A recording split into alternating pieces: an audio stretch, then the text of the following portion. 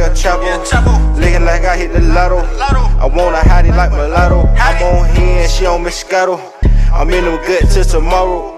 I'm a robber for the Neros. Your little laws, I'ma put you on payroll. You smell that aroma?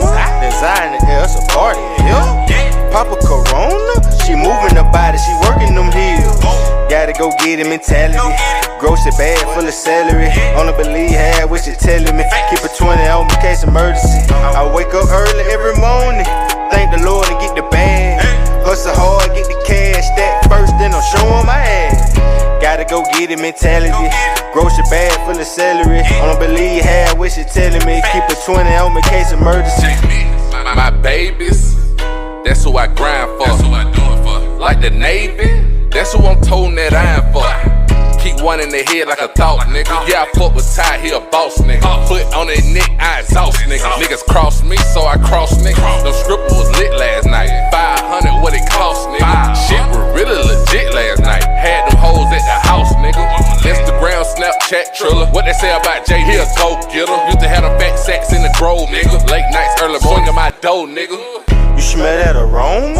Design in the air, it's a party in here. Papa Corona, she moving the body, she working them heels. Gotta go get it mentality. Grocery bag full of celery. Only believe half what she telling me. Keep a 20. My breath. I don't even know if that's a word. You be drinking, but it feel like you be drinking adult beverages on here. I don't want to hear that. Yeah, because we're gonna get sponsored one day by the. This ain't Club Shay Shay. Hey, nah, keep it a bean. If we ever wanted to do a whiskey, I ain't gonna cap. I feel like we could. All right. Hello. Welcome in. This is the Birds of a Feather podcast with your boy Q City. Your boy Taj Bravado. And for the first time this year, this is our Hawks podcast. Welcome in. Over here we do absolutely slanderous basketball takes, so be prepared. But for the most part, all truth and honesty, we just gonna really just get into a recap of the season, hit some of the highlights, hit some of the lowlights, and kind of look forward to where we want the season to end for the rest of going forward for the rest of the season, right? So, All-Star Weekends is here, getting in. First things first, Trey made it as an All-Star. If you've been following us for a second, you remember us talking about the fact that Trey had been absolutely snubbed. Yeah, but he made it as an injury replacement. And it leaves a bad taste in your mouth, but he made it, right? He made it. I guess. He was part of the 3-point competition, and Dame ends up bringing it home, right? And it's Dame. You know what I'm saying? Ain't no shame in losing to Dame. But I think one of the things that seeing the skills competition, seeing the 3-point, and then seeing that absolute trash slam dunk contest leads me to believe, man, like, I think All-Star Weekend as a whole needs a fix, bro. Because, like, it's not the event that it used to be. And I just don't know how to change it, to be honest. Yeah. You don't need that prime slot no more. That's the first thing. Because honestly, if we just be honest with ourselves, the 3-point competition more entertaining at this point. Mm-hmm. I think, me and you were talking before getting on, and I was like, hey, hold on, you know what I'm saying? I'm about to watch the Steph Sabrina thing. You know what I'm saying? And it's like, that's real entertainment. Like, when I look at the slam dunk competition, bro, it was just like, first off, Jaylen Brown's a really good in-game dunker. He was not showing me anything in this competition that, to be honest with you, I thought Toppin did a better job. I feel like he got robbed. He did. And then Mac, I think he got a little bit Nate Robinson syndrome, where he's a little shorter, so his dunks look more spectacular. But like, he didn't show anything that was. He's still above 6 foot now. No, he's 6'2". He's 6'2", but Jalen's 6'7". You know what I'm saying? So like, Nate 5. them doing the same. 9. The point is, guys who are shorter tend to looks more spectacular when they dunk, right? I mean, yeah, because that's why the Dwight Howard dunks don't look great because you're tall. Like, don't want to see no giant dunk. But But like, wasn't like he had the wasn't range Dominique around 6'7"? probably, but I 6'7" think was a lot. Dominique was taller than 6'7". Nah, maybe 6'8". He I think he's 6'7". But But like, he looked spectacular dunking. I You know mean what I'm Jordan was saying? six Dr. six. J. It's just like everyone Yeah, don't that's what I'm have saying. like I think six Kobe, seven is probably like your 6'6". sweet spot. Like you Yeah. maybe 6'8". You don't really want much taller than that. Like you don't really want to see like I mean, cause Blake Griffin was probably like one of the taller winners, I believe. Maybe Yeah, not the he's tallest, but he was 6'9", one of the taller. 6'10". Because he's 6'10", but Yeah. he got that short wingspan. Yeah. I feel like taller dunkers, and no other NBA player is actually going to do this, but like there's much more so about power, and so like it looks spectacular with them dunking on people, like DeAndre Jordan and John Collins. Both of their dunk contests were just terrible. You know, it's just bad. Um, I don't know. I expect they're really good in game dunkers, and I feel like Jalen falls into that category. Mac, I feel like he was creative. He had that one that he missed where he was going to do the full windmill. That was going to be nasty, but you know he missed it, and then he kind of shortened the rotation on the second one to make sure he got it.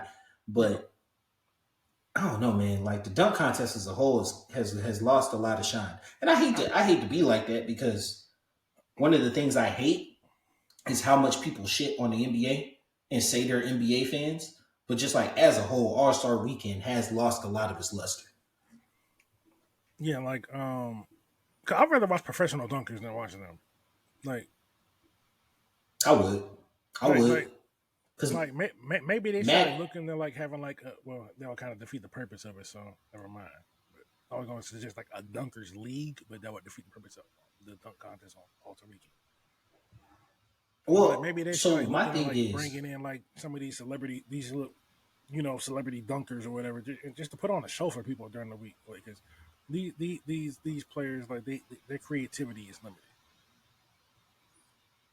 that's the thing that I was looking at is just that like Mac is a G League player and he hasn't really been able to stay on a roster. You know what I'm saying? But like he's good excitement to keep around the league. Like having a situation where, and I feel like the NBA could sponsor this, maybe a week or 2 weeks out from the All Star competition, you have those dunker leagues compete, do an elimination style thing, and then the winner of that gets to compete on All Star Weekend, just to drum up some, kind of runway to it and get some fresh blood in it. Because like another piece of it is I feel like a lot of these guys, like I'm not a big like count every accolade guy, but I do think that it hurts the credibility that like LeBron never did a dunk contest, and he's kind of the bastion of the league. And so like if he's not gonna take it serious or enter or put his name in the ring, I think it allows other guys not to. Right? I love the fact Paul George did it, and then he stopped doing it. You know what I'm saying? Like I wish we could have seen LeBron do it, but maybe he wouldn't have been as creative.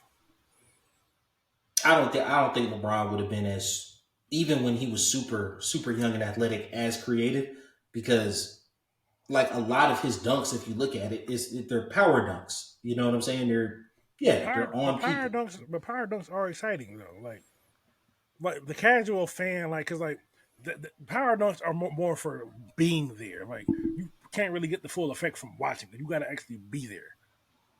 Yeah, and that's something you got to take into effect if it's a TV product. You know what I'm saying? Like it's a TV product. You're putting on a show. And then another part of it is like that I hate is that like everybody's so cool after they dunk, bro. Everybody's so cool after they dunk. The thing I remember, like Vince, when he did the windmill, he jumping twice. You know what I'm saying? When Kobe did his wraparound and he just like did the woo, you know what I'm saying? Like you get to the point now, everybody dunking and they just kind of want to glide. You know what I'm saying? It's like, nah, bro, like show some emotion, get hyped up. I think it really lends to the fact that people feel like players don't care. right? I feel like there's a I huge don't know if disconnect. I don't know if I agree with that. Because it's not No, no, like no. I'm saying from a cause, fan's perspective. no, because it's like if you ever play sports, it's like everyone's not the rah rah guy. Because like playing football, I grew up playing football. Like when I went down and made a big hit, I wasn't the loud guy. I was the guy that was just kind of like yeah, I did that, but I'm not gonna say it. But I'm just like it's all in body language, and that's kind of what they do when they dunk. It's like boom, like yeah, I know, and But that's in the course. That's in the course of the game. you could do You it were in literally competition. in an event. You're Yeah, in an event that plays to the crowd. but So hear me. see, I get what you're saying. Hear But me. there's Hear me out. literally Follow me. hold on, Just follow me on, for a hold on. second. I understand what you're saying, but at the same time, you still got to remain true to you. These are not performers; they're athletes. Put the dunk as a performer. They shouldn't have to fake a reaction if that's not who they are. No, I'm not saying. I'm not saying you got to Because fake if they one. dunk, I'm they not ain't gonna saying be you got to fake yeah, one. like, they ain't got to do like the cool shit. That might be just be who they are, and if people don't like that, then that's a personal issue. That ain't got nothing to do with them. That got nothing to do with the party. That's a personal issue. So once again, you're right there where I'm at in terms of that is the disconnect between the fan and the player right now in the NBA, which is like documented leading to the decline in popularity of the NBA.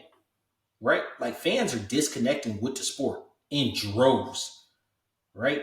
And a lot of it is from people feeling like players are not engaged, not playing up to the fans. The fact that like I think that people lose sight.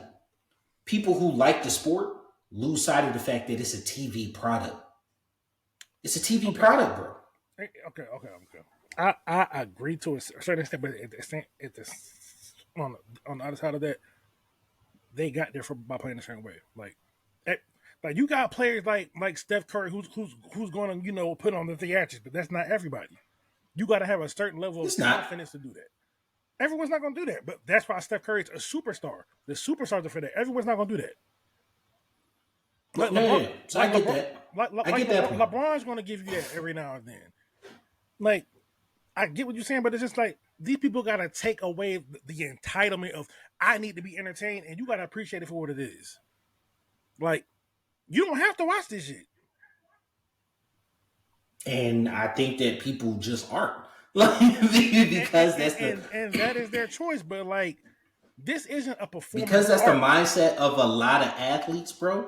People are just not like the NBA. Fine. And I told y'all that we was gonna have this conversation. I'm approaching this from the mindset of an athlete. Like, I'm not here to put on a show. I'm here to do my best. If you like it or not, I don't care. Now you got people like Curry who care. Me, I'm gonna do it. And if you fuck with it, great. If you don't, great. But like, and I think that I told y'all we was gonna have this conversation about us being about the NBA being niche, right? And he is perfectly encapsulating why the NBA is becoming a niche sport. Is because like that is the mindset of a lot of NBA athletes, right? And you know the average salary of an NBA athlete, bro? It's good. Of a tenured NBA athlete. Might be the change. It's like league minimum, I think is around 4 mil. And if you take the highest guys, lowest guys, whatnot, you're looking at like $10 or $11 million average NBA salary, right? Granted, it's only 450 guys. If you add the like G Leaguers and whatever, I think that lowers it to around 7.5 or something. Mm-hmm. Everybody making good money. Yeah. Everybody making good money. But you know why they're making the money? That money comes from the TV deal. Exactly. The TV deals are still going up. Whether these people are watching or not, the TV deals are still going up. So somebody lying. That's what brings us. That's what brings us. Somebody lying. No. Nobody's lying, bro. Because the TV deals keep going up, but supposed people are not watching. Somebody lying. No, the NBA signed that deal in 2016, bro. Yeah. The NBA, that money. No, that's the same deal. That's the same deal. What I'm saying is that money. When they go back to the table, it's not going to be for the same amount, or less it's going to be a higher amount of money. I do not believe that. I think they earn a whole lot of trouble on their next TV deal. I don't believe so. So hear me out.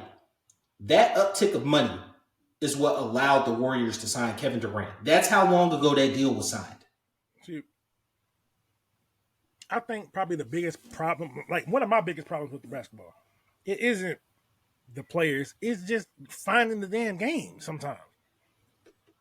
That's another issue on it. That's probably my main issue. Is like you can't just be like, oh, okay, let me turn the game on TNT or whatever channel that you got. It might be on NBA TV, and you got to pay for that, or it might be on like some random channel you never heard of. So like Bally Sports has gone bankrupt, right? And it's still holding the NBA product. That's an issue. Because like I don't watch. I'm not watching. I don't even know what that is. Because I was trying to find a Hall game. Yeah. Like, what the heck is Bally's? What is this? Yeah, it used to be Sports Southeast. It used to be Sports Southeast. Then they got bought out, went to Bally. Now they've gone bankrupt. Let me ask you, bro. Do you think under any circumstance the NFL will be holding a game on a defunct network? No, because they have less games. It's more exclusive. That's what the NFL is king. Because the NFL gives you. It doesn't matter how many games they have. It does matter. It's your inventory. No. Period. It does matter. It does matter because when you have to play, when you have what every team plays with like 2 or 3 games a week. That's a lot of games going on.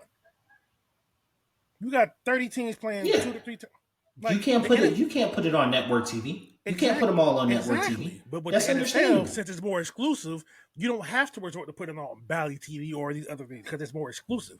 I understand why I don't personally like it, but due to the amount of games, maybe they should like expand on putting on all the ESPNs or like make NBA part of regular TV. Like I shouldn't have to pay extra just to have NBA TV and whatever package I have.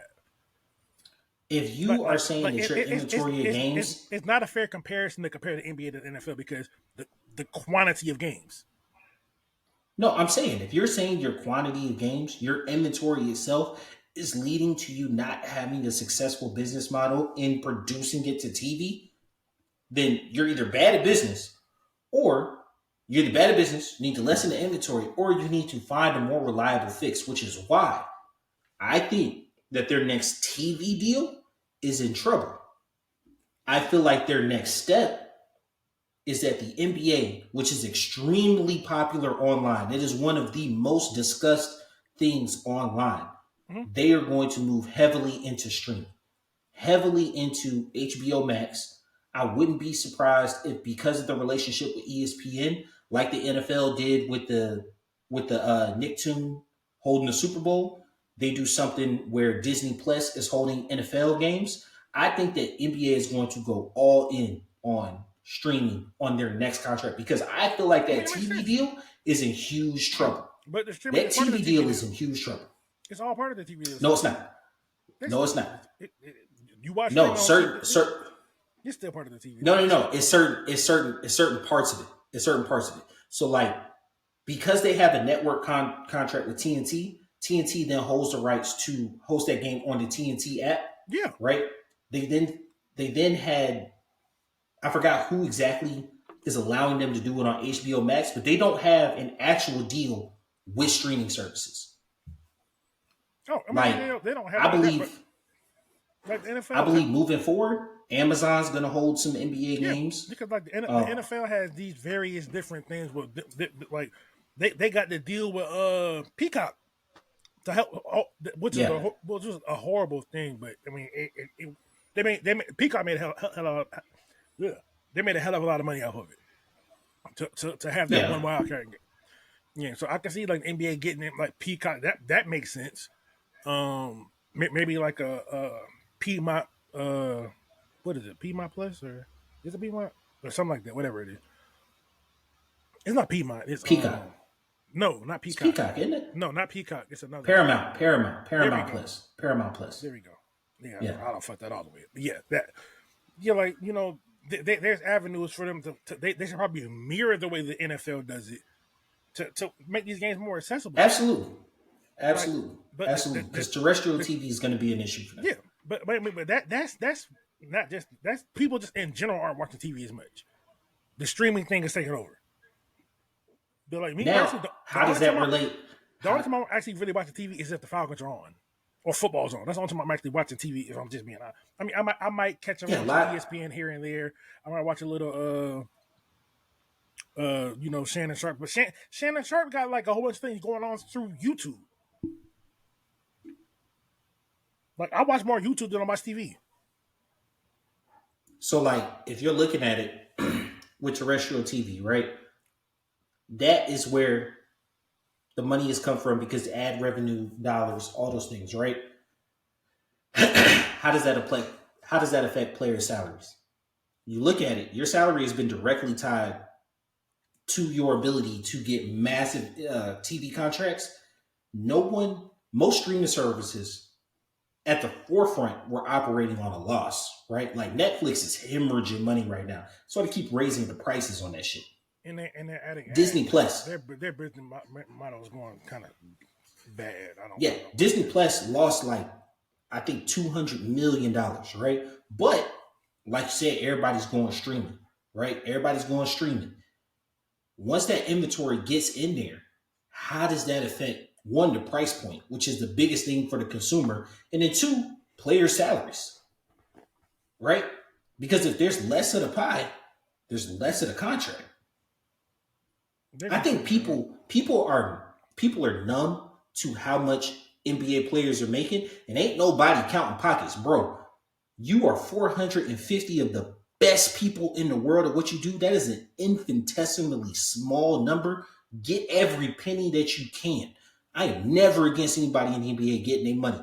If a dude is kind of good and he want a max, he get a max him out. Every athlete, especially considering you can't play forever, get as much money as you can while you can. So don't think I'm saying it on that end. Yeah, don't think I'm saying it on that end. I'm saying it from the sense of like when LeBron James, D Wade, and Chris Bosh signed their max deals, how much do you think they were for? Around that time, probably like 120 or something like that around that time. How much annually? Maybe like 20, 25, maybe 30. Right? How much was no. It wasn't 30.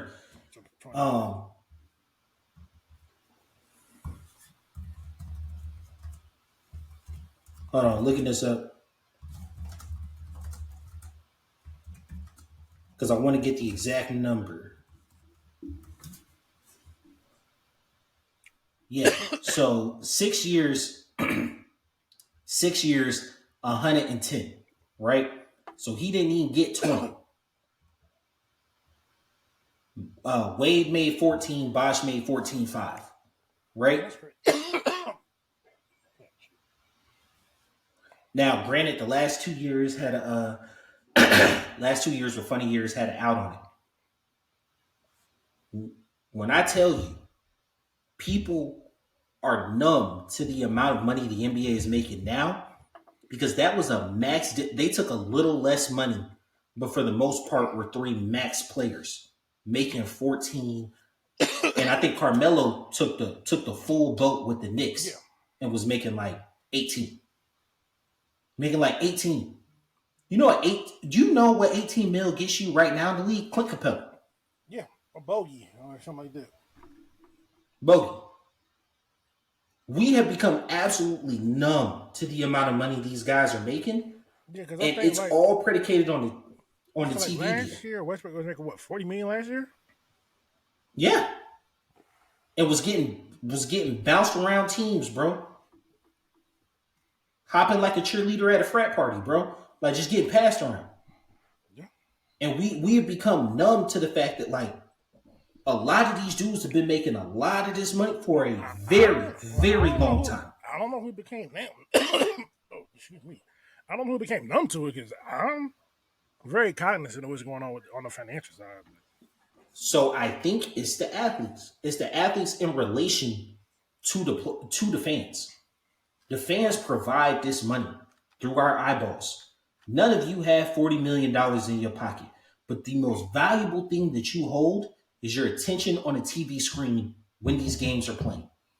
Because ads are going to be shot at you continuously during that time, and people pay for that ad time.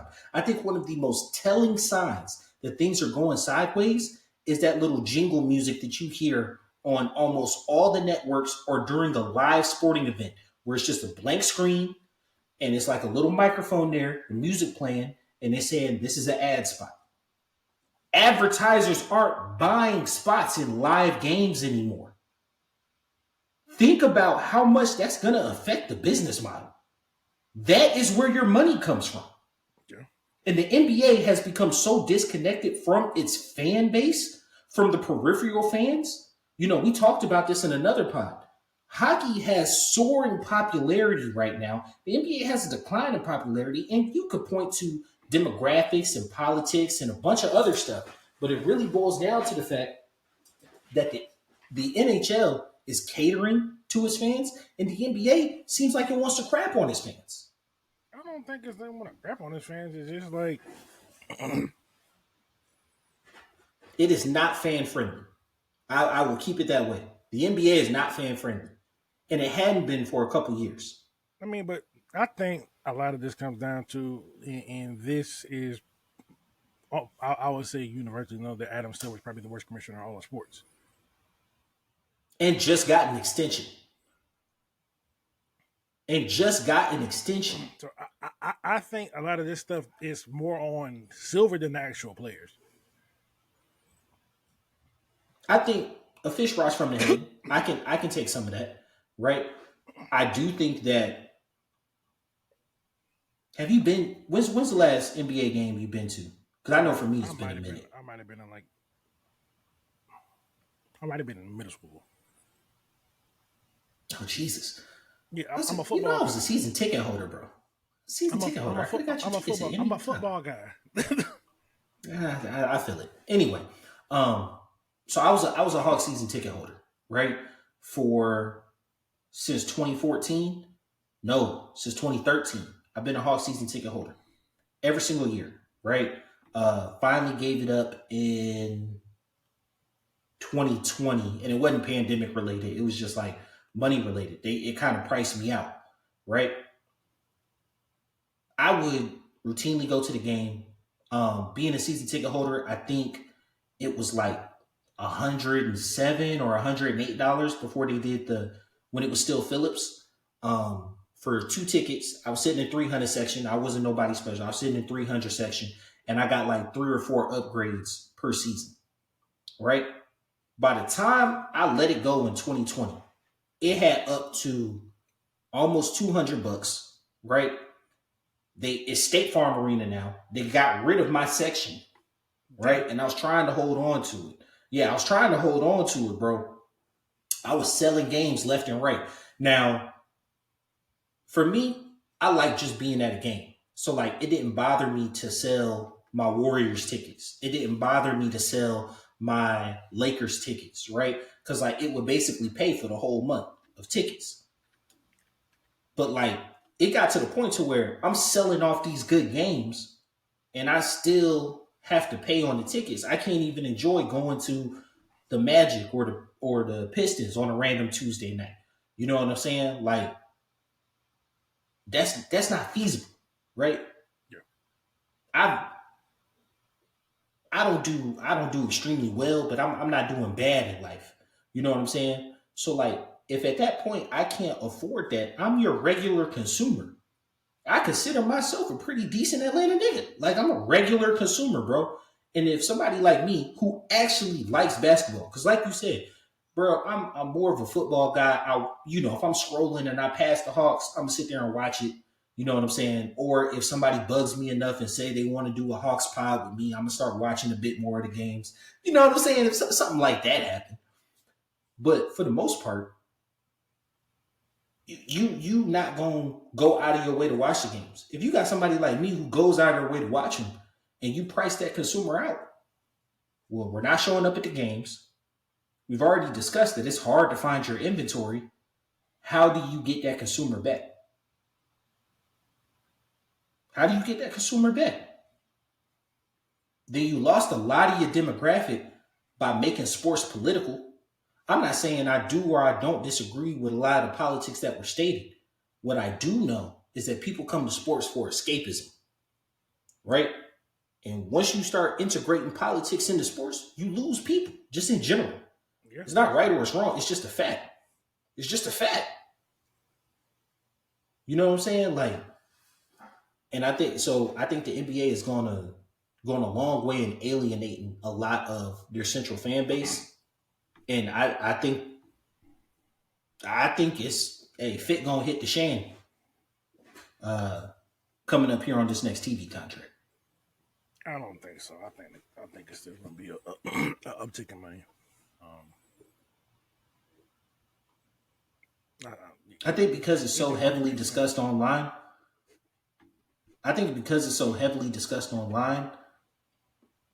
People don't necessarily view it in the dire straits. But if you look at the financials of it, I'm going to be honest with you. This is my first time even hearing about it. Yeah, man. People talk because, like, you see basketball highlights all the time. The NBA is the most discussed thing online. It is the most discussed sport online. It's bar none. Like, its engagement, its activity, even more than the NFL, surprisingly. And it's because the NBA is global, right? So you get a whole lot more eyes on it, a whole lot more interactions, a whole lot more touches on it, right? Now, I don't know if you have, but have you been following what's happening with golf in the Saudis? So Saudis basically came in and bought golf. Like, they bought out the PGA. A lot of their major talent started. You talking about that new golf? The Live. Yeah. Yeah, Live. Right? So they came in, they basically just threw a whole bunch of money. You know, they got their money like train smoke. It just don't end. You know what I'm saying? So they came in, basically ruptured the league, bought it off, stole massive amounts of talent, threw money in contracts that, like, they couldn't compete with, and it completely crippled the PGA Tour. So much so that they had to come back to the table. And they've gotten a couple investors in. Arthur Blank is one of them. And they've gotten an influx of money, right? And that's supposed to be helping them. I think so. But not as a major contributor. But they've gotten a small influx of money, and it's supposed to be enough to basically keep them afloat and have them in a position of negotiating power and saying, hey, maybe we don't need Live Tour, but you don't see the best players in the world on the field together anymore, right? Because of this Live Tour. If this next TV deal goes sour, and this is 10 years out, y'all probably not even going to remember this podcast, me saying it. He will. But if this next, oh yeah, I definitely will. If I'm on a mic somewhere, I'm going to say, hey, clip facts. I called this but 10 years ago. I swear to God. So, hey, you know me. Anyway. Q is not the one person. He's not the person you want to be right about something. He will not let you forget about it. No, not at all. Not at all. He's that petty. Anyway. He can't wait to slander me about Kenny Pickett in football. He can't wait. Anyway, carry on. Ain't no lies, bro. Like, you know what's coming next season. All right. Anyway, back to what I was saying. So it might not be 10 years. It might be 5. Either way, if it do happen, know what I'm saying is, because the NBA is such a global league, right? Mm-hmm. There is going to be massive pressure from Saudi, China, or India, possibly, because they've had a huge military and financial resurgence. I don't mean to get geopolitical on you, but those 3 countries in general, to buy a massive portion of the NBA. This money ain't going to stay around forever, bro. And I think parts of the NBA are going to get sold off to keep the salaries the same. And I don't think that most players are kind of keeping a cognizant eye on the fact that the NBA might not be American owned in 5 to 10 years. So do you think they kind of like, expand it out into like more of a global type thing? When I look at the NBA in total, they have a massive market in China, obviously, right? Houston, San Francisco. Well, there's one more team. Yeah. But Houston, San Francisco, and one other Yeah, I team mean, the LA are teams are gonna get them because they're the closest market wise. yeah. So So it's so easy for you them. have got a huge market there, right? And CBL has its own Chinese basketball league, right? The Euro League, second most popular league in the world, is actually not deep pocketed enough to actually make a dent into the NBA, which is why you see a lot of European players coming over here, Yeah. right? China's league, super funded, bad talent. The NBA is the most talented league in the world. The ABL, African Basketball League, incredibly underfunded. No real players of note are ever going to go there.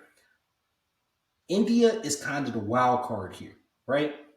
Not in terms of them that yes, they have a basketball culture that they're building and connecting, billion people and all that. They have money. They have money and they are incredibly smart, right?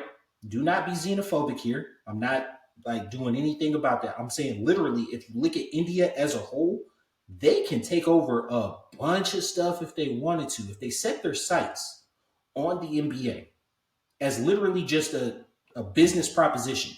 And keep in mind how we talked about they're going to exist in streaming, right? Mhm. Obviously, regional cable networks are not allowed in other countries, right? Like they only stream in the US. Streaming services have very lax laws. They're only subject to basically federal laws of that country. So, like in China, there's certain things you can't watch on Netflix, right? Mhm. But if you have a live sporting event and the only thing that they have to control is ad time, which could just be easily replaced by either propaganda or some type of anything else, you can then access a whole global market, right? Well, if you're going to be streaming your product in my country, I want a piece of that. I want into that, especially if I view you as kind of a fledgling market in your Yeah. own space. The average American consumer has fallen out of level of basketball. And it's not right or it's not wrong. It's just, I think most people, basketball got a little political and it leaned left. And so a lot of people who leaned right fell out of love with it. Then just literally following the stars. Michael left, you know what I'm saying? You lost a lot of fans then. Kobe retired, you lost a couple fans then. Steph is really good, but Steph is almost 36. Yeah, it's crazy You know to what I'm saying? believe like how old he is now. Like, Steph is almost 36, bro. So Steph leaves. You know what I'm saying? LeBron got, you can maybe keep the storyline of him and Bronny happening in a couple years, but like that's a whole nother thing, right? Is that if you look at the NFL, we like prologues. We're gonna have a million draft talks this season because we're gonna talk about guys who go from their high school rankings to a freshman in college, a sophomore in college, a junior in college, a senior in college, to a rookie in the NFL. We have watched this person grow and develop over 4 years. We're connected to the institutions and universities, right? mhm.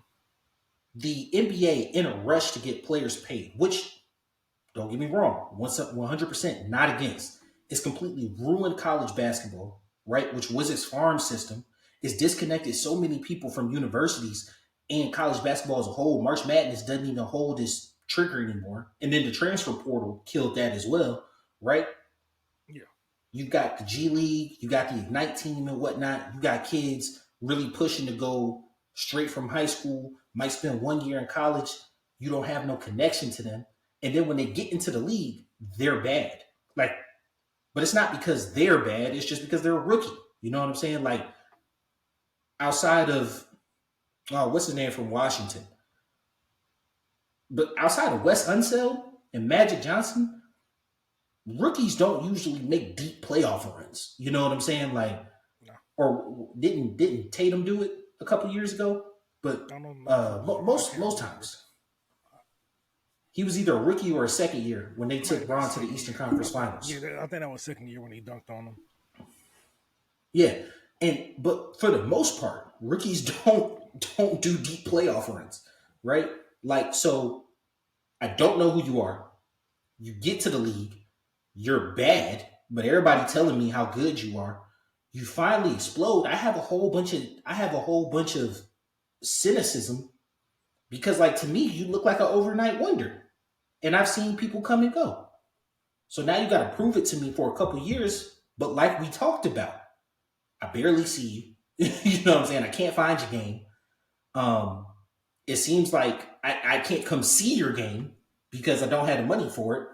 It disconnects the fans in general, bro. And I think all those factors point into the fact that basketball is becoming niche. And then secondly, it's becoming ripe for takeover.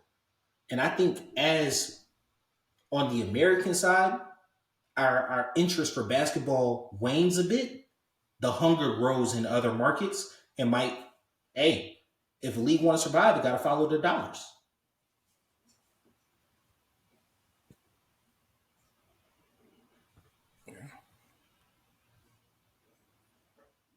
All right, so off of my soapbox, let's actually get into the Hawks, which are what y'all is here for, right? The Hawks have been dog trash this season, bro. Like, it just hurt my feelings, bro. Like, 24-31 on the season. I just a couple of the losses that really stick with me.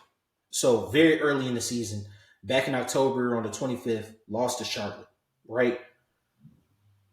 Then we had 2 nights in Toronto, and this is prior to the Toronto trades. Lost in December, 12-15. Had a loss to Chicago the day after Christmas, which made no sense because we were on 3 nights rest. Yeah. Then 2 more losses really stuck with me. Lost to Washington, 127-99.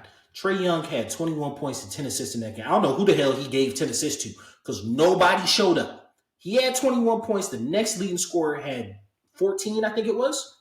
Nobody showed up. It was Trae. They scored 99 points. We've averaged around 126, right? And you're like, damn, this team scoring 126. We give up like 123. Every game's a barn burner, bro. We gave up 144 in regulation to the Clippers. No overtime. 144 in an NBA game. Regulation.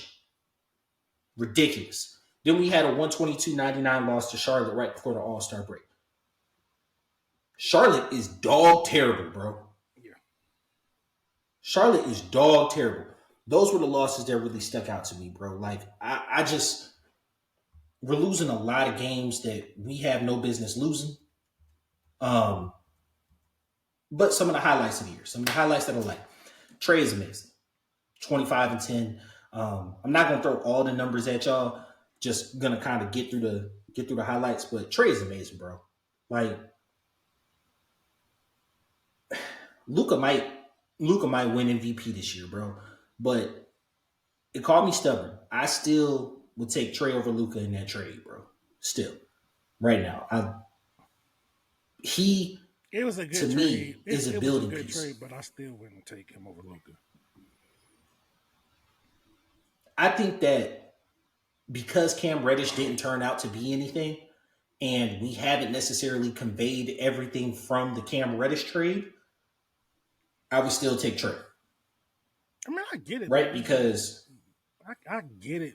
It's like there's, in my opinion, there's not really a wrong answer, but just Trace took a team further into the playoffs than Luka had, but Trae's in the West.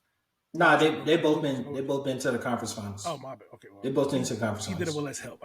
I'll say that because Trae pretty much doing it. But, yeah, like people forget, and like this is a little Luka slander, bro. And I hate that you got to put somebody down to put somebody up, but whatever. Like that dude at the Knicks that y'all think is an all-star, he came from Dallas, right? He was on Luka's team when Luka made it to the Western Conference Finals, and he was then on Luka's team when Luka missed the playoffs. Y'all remember that, right? Or do we just gonna conveniently forget that? Because like Kyrie been on the team. Now, granted, the Mavs might hit the 6th seed this year, and do I think they'll be dangerous in the playoffs? Possibly, but like it's looking like a second round wash for them, bro. Looking like Yeah, Brian. the West is completely bunched up though. One of the real good pieces, Jalen Johnson is coming on. Jalen Johnson looks, we could delve off the stats, watch the games. Boy looks good, right? I remember when he was drafted, I was very much like, because he had a bunch of bad reports coming out of Duke. You know what I'm saying? Like he quit on the team, et cetera, et cetera. And so I was just kind of like, I don't know if this is the type of dude you want on your team. I think the Hawks were struggling for the idea of having a secondary ball handler and playmaker. My next point is that Murray is actually a really good piece next to Trey, but Underrated, actually. we had to get rid of her. People underrate how good their fit actually is. Yeah, but Herder would have actually been an amazing piece. The timelines were just off, right? Like what Jalen Johnson is, you expected Hunter to be completely honest with you, and he's just they're different styles. He's just not. No, they were trying to put the ball in Hunter's hand to have him be a secondary playmaker. They were trying to have him be a lockdown defender. He's now moved completely into the role of 3-and-D guy. He's a hugely overpaid 3-and-D guy. Yeah, but prior to when he was first coming out, their styles of plays are different because Herder was always known as a shooter. That's not Jalen. Jalen was more of a slasher. He's developing as a shooter, but no. I'm saying that what Jalen's doing, they wanted Hunter to do, not Herder. Oh, I'm saying what Jalen is doing, Hunter. Oh, Hunter. Oh, I thought you were okay. My bad. I heard Herder. I'm just like, niggas and flies. Niggas and flies, bro. No, I'm saying Herder would have been a really good piece to have, although I really love having Murray. Murray coming in means we had to get rid of Herder, right? So say Murray's not there. Herder is there, and Jalen Johnson is playing how he's playing. That would have been a really good combination, right? Bogey is solid, and Sadiq, highly underrated draft trade. Highly underrated trade. Sadiq is nice, bro. Attacks the rim solidly. Really good slashing percentages on his shooting. Sadiq is nice. Murray, he hasn't reached that all defensive potential that he had in San Antonio. Him and Trey kind of play patty cake in terms of who's going to run the offense and hold the ball and whatnot. The one thing I don't like is the rotation schedule with those two, but it's really because there's no support on the wing outside of Bogey and Sadiq. And with Hunter in and out of lineup, like as much as possible, you got people like Wesley Matthews, super old ass, and Garrison Matthews playing consistently. Yeah. But highlights of the team, I really think those five guys are going a long way to moving this team in the right direction. I think people highly underestimate how young our team still is. Sadiq's 24. Granted, Bogey's 31. Sadiq is 24. Trey's 25. Jalen Johnson's 21. Onekwa's 22. Like, this is still a pretty young team. No, and I just wish they would play another young player that I feel has a lot of talent, but yeah, it is what it is. Oh, yeah. So we about to get to that in the lowlights. In the lowlights. DeAndre Hunter is a non-factor, and he has a huge contract, and he's older than Trey. He's 26. It's time. Move off him, bro. Move off him. It's over, right? And I told y'all, I have full confidence that we're gonna get some football players on here. I don't think none of these basketball players gonna like him, right? And so I'm gonna just speak my mind. I'm gonna be real about it. It's a different type of ego. Okay, you know what? Possibly. Back to the point you made earlier. You right, because you right. That was realization right there. The egos are different. The egos are completely different, and it's just because you got to think about it this way, bro. There's 1,500, close to 1,600 NFL players. It's 450 basketball players, bro. Like, even among other sports, like you are the tip top best of the best at what you do, right? And so like some random fat guy in Tennessee yelling into a microphone about how bad you are, like, bro, I'm not trying to fucking hear you. You know what I'm saying? And that's fair. That's fair, right? But it doesn't change the fact that like I'm not comparing you against me. When you go into the gym against me, you're gonna drop 100 on me, bro, in a game to 21. That's fine. I'm comparing you against other NBA players. And against other NBA players, you're not it, bro. You're not it. Like, Hunter's supposed to, like, and you see it. You see it. It's so tantalizing because he has so much defensive potential. He looked like a monster. And every now and then, like the Heat series in the playoffs, bro, I think it was game 5. He popped off for like 24 points and like 16 of them was in the second half. And you're like, where is this all the time? Man averages like 12 points, dog. Man averages like 12 points. And it's not even like you a menace on the steals. Yeah, you quote unquote make people work hard, but you still be getting, and I don't think it's fair because everybody get torched. Everybody get torched now in today's NBA. You know what I'm saying? But like still, bro, you got to have more offensive, you got to have more offensive just capability there. Second point, Clint might be gone long term. This is his last year under contract. Onekwu's got that big contract. I think Clint does a lot for the team. He's missed some time this year already. I think if moving further past the All-Star break, they really get out of playoff contention, they'll go ahead and shut him down for the season. I can see that. Wesley Matthews, super negative on the defensive end. To be expected. How old do you think Wesley Matthews is? Old enough to be my uncle. Nah, not quite that old. I don't know. He like 38 probably. He around Brian age. He ain't too far from Brian. Yeah.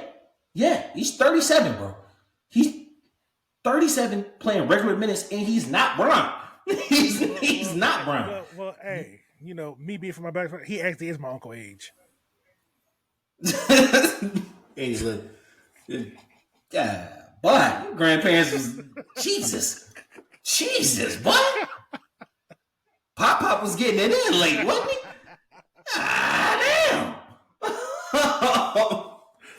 Nah, and then the other guy that's really bothering me, Patty Mills. How old you think Patty Mills is? Probably like 35, probably. 35 on the dot. What are you doing playing consistent minutes, bro? What are you doing playing consistent minutes on this team? On this team that has talent requisite to be able to grow long term. So that brings to the $1 million question, bro. Where is AJ and why is Garrison Matthews getting regular minutes? I have nothing against Garrison Matthews.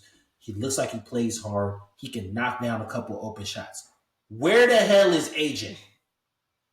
You spent the 15th overall pick on this dude. He played the first half of last year. Here's the part that pisses me off, bro. Don't piss on my shoes and tell me it's raining. Right? Don't do that to me. Don't belittle my intelligence, bro. That statement is don't belittle my intelligence, that statement's bro. always crazy to me. Don't piss on my shoes and tell me it's raining. Don't do that. Don't do that, bro. Because you're going to sit here and say AJ's absence at the beginning of the season led to him being a little behind on the offense, and that's the reason he hasn't gotten into the games. Play the dude. But the second half of last year, you didn't play him. He didn't miss no time last year. Since the coach has gotten here, AJ has been on his permanent shit list. I don't know what he did. I don't know what he did. If he met his daughter at Duke or something, bro. If, you took shit on his desk. I don't know what you did, bro. But just say sorry. Because, you're not getting in the game, dog. You're not getting in the game, bro. He's not getting in the game. He hasn't been played. I think the slap in the face is when Patty started getting burned. Garrison Matthews, y'all both shooters. Garrison really tries on the defensive end. He's a little bit more seasoned. You know what I'm saying? And it's this is a dude who regularly played Bogdan Bogdanovich. So like he could see a little bit of it in him. It's like, and bro, please don't get on the racial thing. I'm literally just talking about how they play. He could see a little bit of that in him. So he's like, they're both white. So he could see a little bit of that in him. So he's like, okay, this is the type of player I'm comfortable with. This is the type of player I want to play, right? You could kind of see that. You could kind of see, okay, my minutes getting taken by somebody who I may not feel is better than me, or the fans might not feel is better than me, but I understand why the coach has a proclivity to this player. There is no world in which you are having shooting guard minutes taken over by. You should not have Murray, Patty Mills, and Trae Young on the floor at the same time, or Trae and Patty on the floor at the same time, and not be playing AJ. That's bro. Like, it's personal at this point. It's personal. It's personal. That's fair. It's personal, bro. That's fair. I give you that. And that leads me to, bro, the coach might be a dud. The coach might be a dud, bro. And like, I get where the Trey slander comes from, and people be like, oh, how many times you gonna change coaches or whatever. First off, with Lloyd Pierce, and I hate to say this during Black History Month, but like, Lloyd Pierce was hired to lose. And like, what's that meme?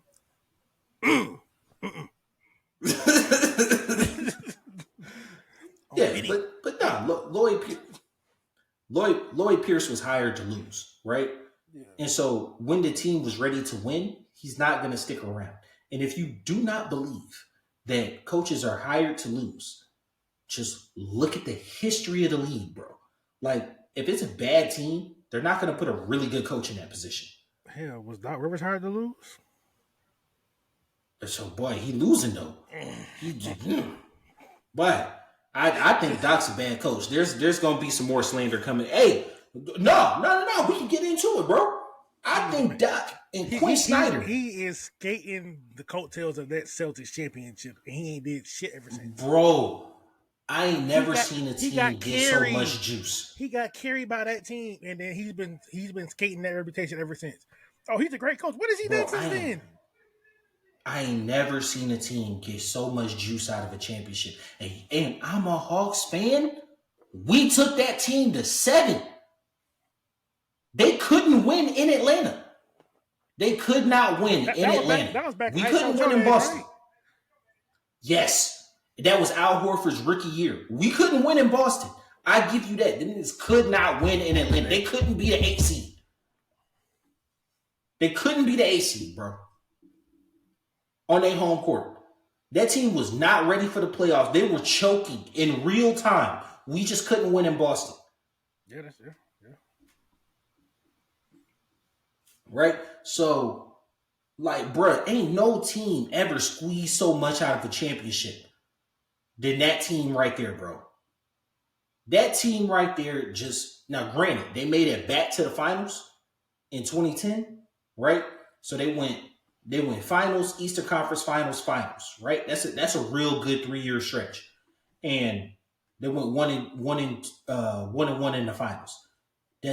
I'm not gonna take that against you. But that team gets a lot of burn out of that one championship. Them niggas talk like they had a whole dynasty going, bro.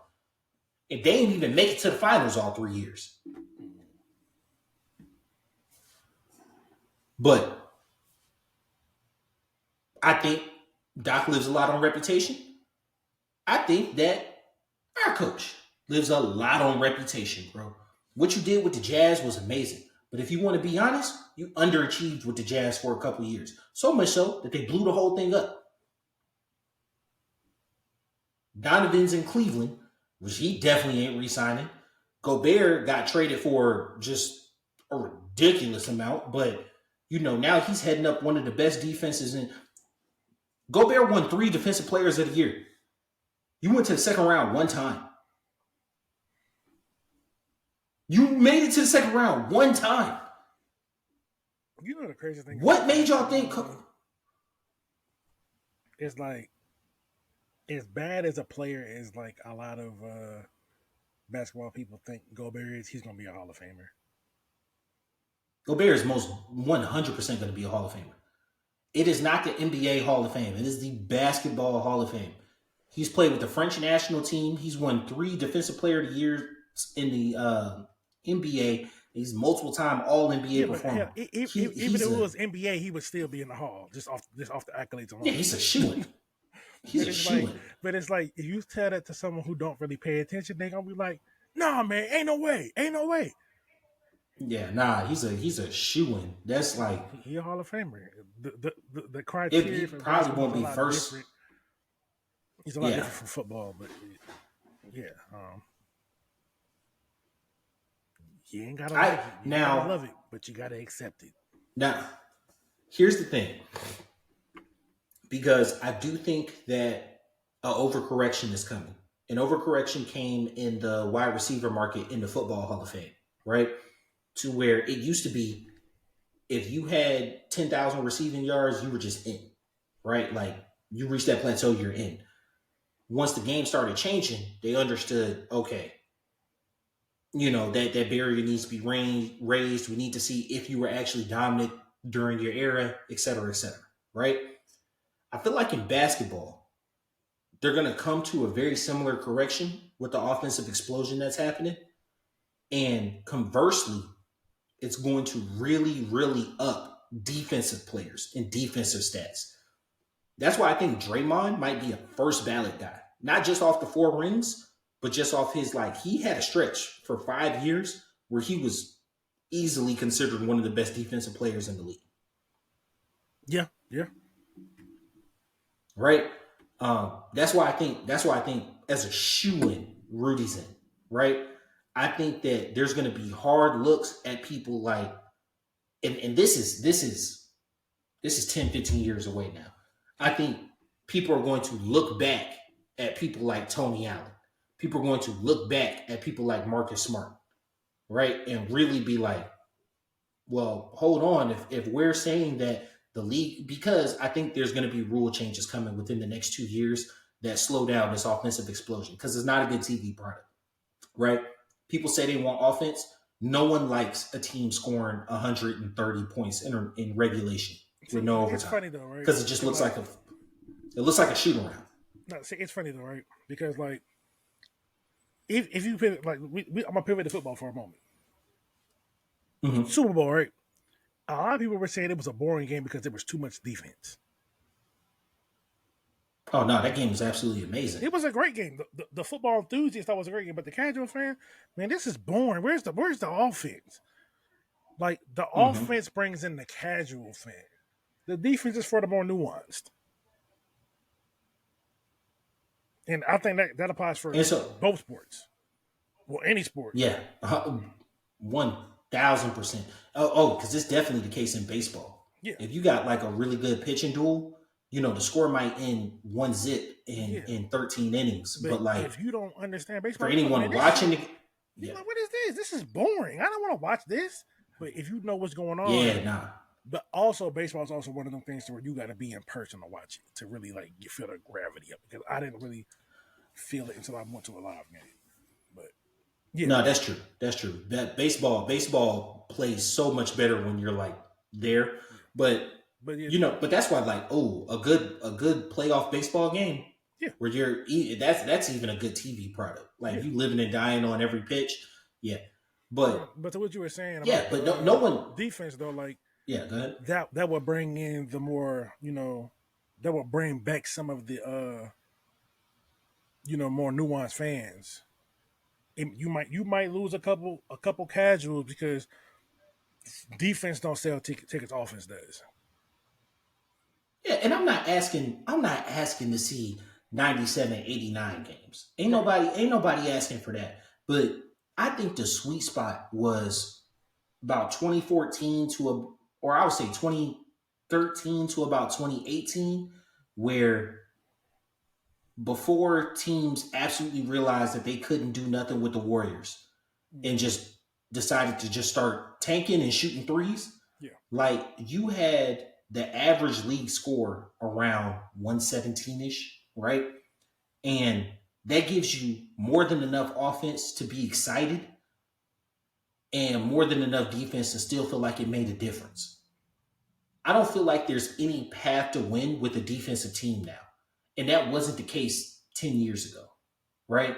So, like, 10 years ago, you talking the grit and grind Memphis teams, right? 10 years ago, you talking San Antonio heavy. Like, yeah, they had an offense, but like they were really a defensive led team. Where even if you go 20 years ago and you're talking about the Pistons, like that Pistons team made 5 or was it 6 straight Eastern Conference finals, right? Extremely defensive led team. Like there's not a path for that team anymore. You can't even build a team like that because if you got a big that can't shoot, we gonna draw them out and attack them, right? And like if I put a stretch 5 on the floor, it takes you out your paint and lowers your effectiveness. If you put a 4 on the stretch 5, he's gonna back him down, right? You use the 5 as a help side. If my 5 can play make, I'm finna rip you apart with my shooters. You know what I'm saying? So like that's the secret to Jokic effectiveness. So like, and then if you have like a high flying 4, you know what I'm saying? Like I could literally spot up at the elbow or in the corner, get that, make a move, back you down, and then I'm playmaking on the I'm either playmaking on the wing or in the box. You can't do nothing with it. And now I'm attacking the guy that's supposed to be a rim protector. Yeah. You need solid playmaking defenders. You need solid perimeter defenders. But like the offensive players are so good that like even great perimeter defenders aren't really defending shit in the grand scheme of things, bro. Like it's only so much you can do. You're allowed a gather step. You know what I'm saying? You're allowed false dribbles. Like carrying is basically just part of the game now. Like there's going to be rule changes in the next couple of years that's going to rein this back. And I think getting back to that sweet spot of like, I don't think the game's ever going back to 115 league average scoring. But like, can we get down to like maybe 121? You know what I'm saying? Like, can we get back to 121? And I feel like it'll go a long way into making a much more enjoyable product. I can see that. Okay, I can get behind that.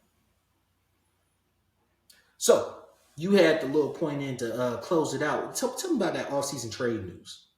Okay, yeah. So being on Twitter and various other sites, you see some of these bigger names and they throw out some trade ideas. I'll start with the local one first. There's a lot of belief that there's a strong possibility that Trae Young could be dealt this offseason.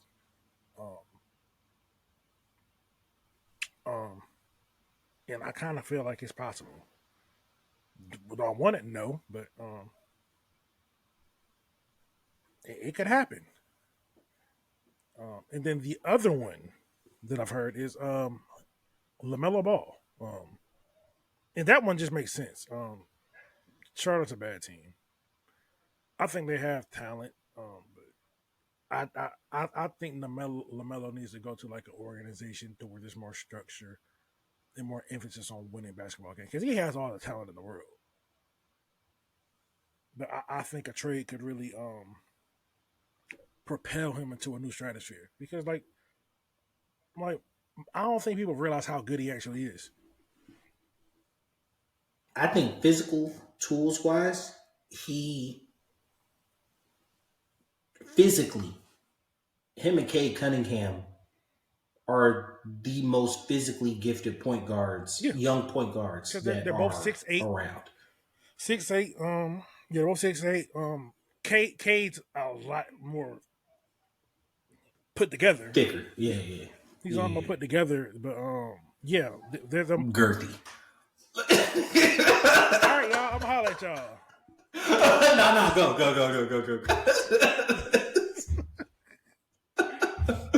Go.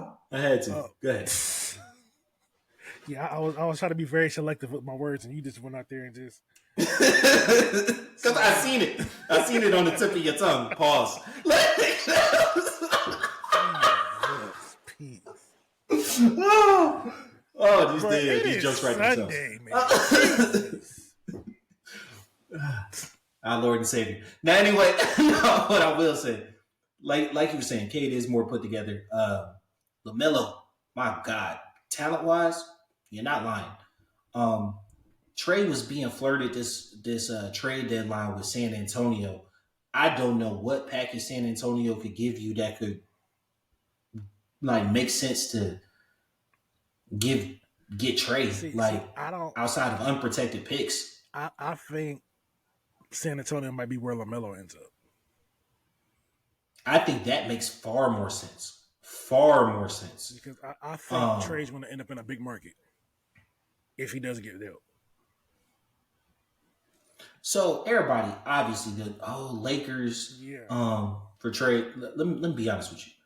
The Lakers ain't got shit to give nobody for nobody.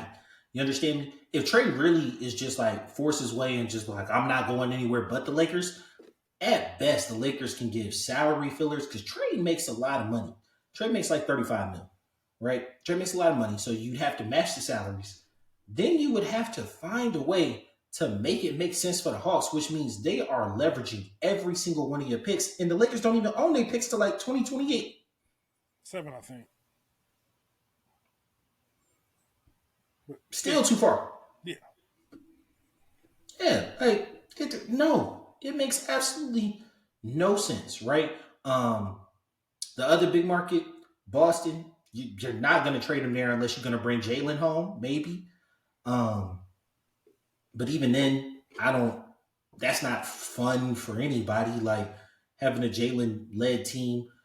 Well, to be honest, if you traded him for Jalen and kept Murray, because like for me, if you trade, blow it up, blow it all up, suck and start over, right? But if you're what do you have left?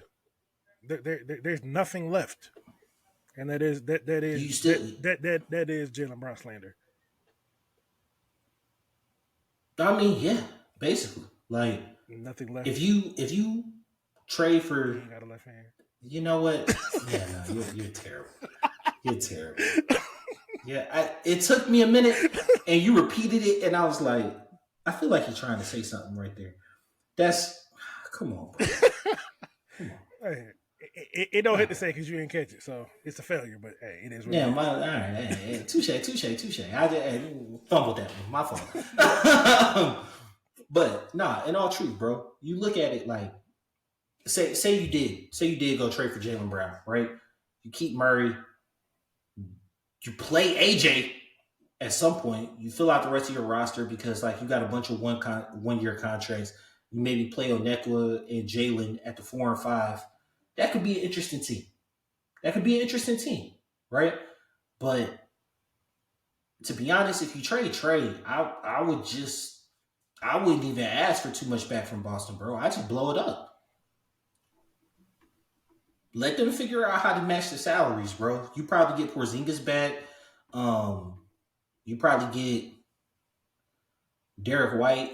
You know what I'm saying? Just to match the salaries, get a couple of unprotecteds, and then you're gonna trade them off by the middle of the season anyway, and just tank it out, bro.